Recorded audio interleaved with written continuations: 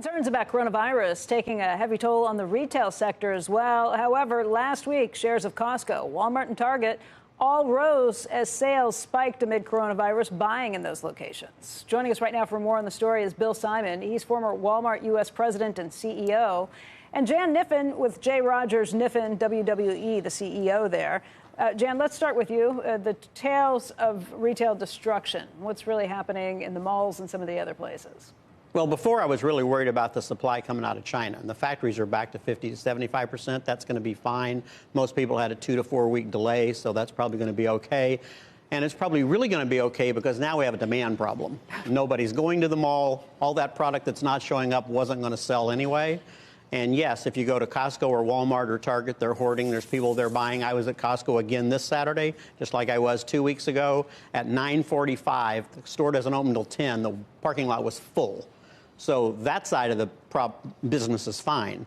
The mall side of the business, there's still nobody there. The malls I'm visiting are way down on traffic. Bill, let's talk about the positive story where we've seen excess shopping that's in places like Costco, Target, and your former employer, Walmart. What are those companies doing to take advantage of this?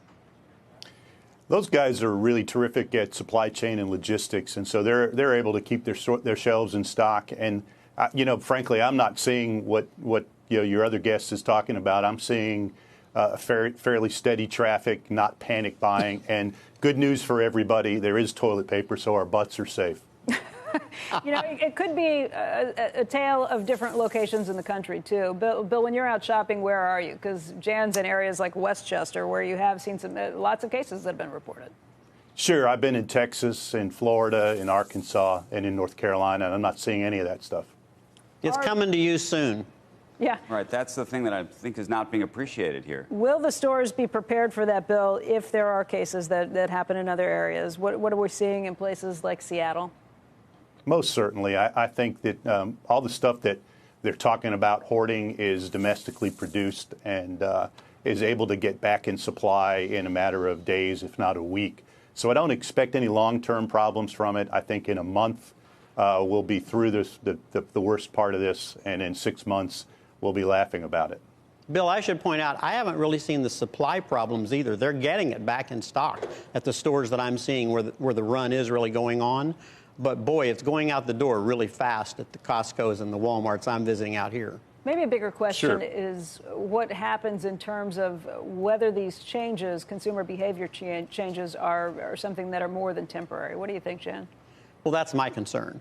If you're already seeing mall traffic drop at about 7% per year, and now suddenly people aren't going to the mall because they're afraid and they're not selling things at the mall that you hoard and need immediately, what happens when this is over? Do they just come back and everything goes back to normal? I suspect it doesn't, because we've already got this trend of mall traffic falling. So I think it probably falls even faster and starts from a lower base. I think it's true with all other kinds of things. What's going to happen if we really have all of these games played with nobody in the audience, right? It's only a TV audience? What happens going forward? Maybe TV is fine for that. We discover we don't really need to be there. So I think there's a lot of things like that. Do we ever go back to going on cruises? I don't know, but I tell you what, nobody's going now, and they're going to really think hard about it a year from now when the coronavirus is over of, do I really want to go? I'm not that bearish. If demand is down 10%, no, what if it's just down 5 or 10% or 3%? It makes a big difference if you're the retailer or if you're the person running the business, because it's very critical on leverage on how many people really show up.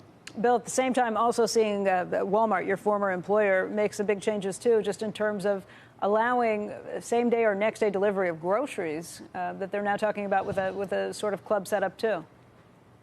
That's been in the strategy for quite some time for them, and they're doing a pretty good job at delivering against it. I think retail's in a transition. Malls have been challenged over the last several years. I think, the digital space and anybody who's got digital capabilities is moving forward. And virtually every retailer is moving in that direction. So, yeah, I think maybe this might accelerate some of that.